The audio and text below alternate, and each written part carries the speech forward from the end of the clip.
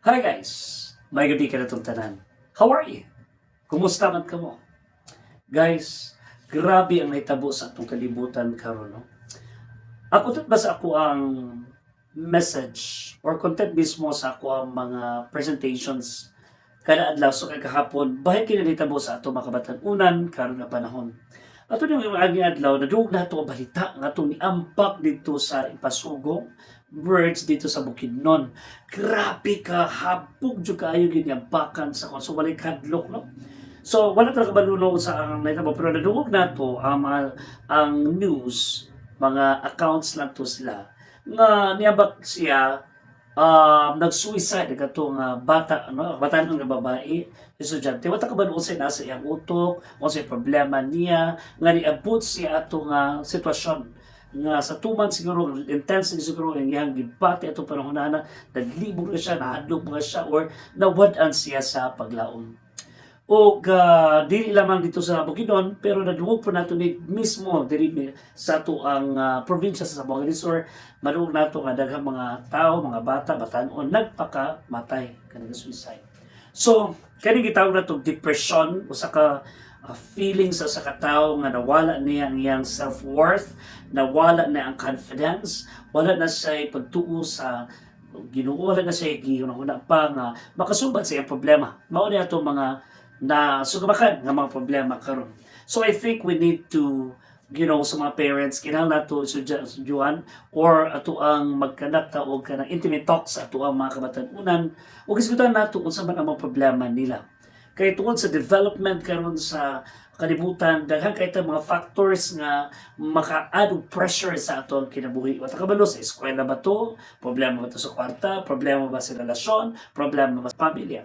So I think kita nga mga adults, mga teachers, mga parents, it's about time for us to establish strong ties or connection with our children, with our youngsters. Kay basi daghan sila problema, nagluom sila, wala nila ma-share. So sa matag pamilya, dapat naagid tayo gitawag nga higayon nga mga musta kita diha sa ato ang mga kabataan sa nasa state of mind nila sa pag-eskwela na problema. Asa dapit ang problema?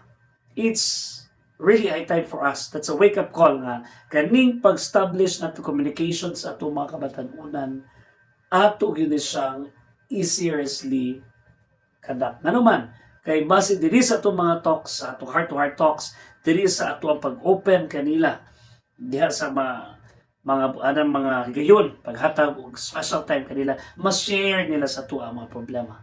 Kay ang depression sa pagkakaroon bilang manato ka depression simple na siya pero niabot sa stage na daghang mga tao ka-feel depression which is common, magpakamatay gid sila. So parents, ayaw pasundahin yung mga anak nga maglakaw-lakaw lang sila lang.